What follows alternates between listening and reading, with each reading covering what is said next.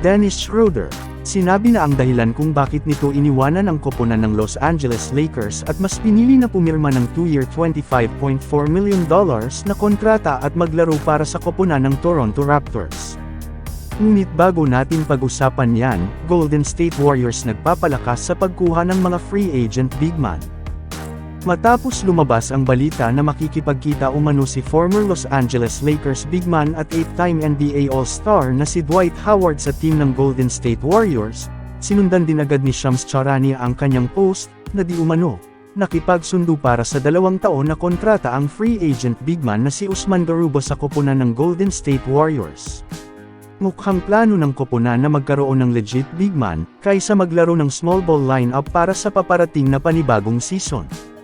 Samantalang ayon sa Twitter post ng Lakers Nation, inamin umano ni Dennis Schroeder sa isang interview ni Malika Andrews sa ESPN, na dahil umano sa bagong head coach ng koponan na si Coach Darko Rajakovic na kanyang nakasama noon sa team ng Oklahoma City Thunders kaya nito pinili ang koponan ng Toronto Raptors.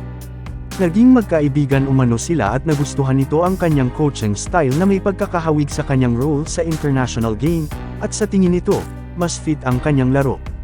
Alam naman natin na maganda ang nagiging performance ni Dennis Schroeder sa international games lalo na sa kanilang national team, kung saan itinanghal itong most valuable player sa kakatapos lang na FIBA World Cup na ginanap sa ating bansa, matapos maiuwi ng kanyang koponan na Germany ang gintong medalya.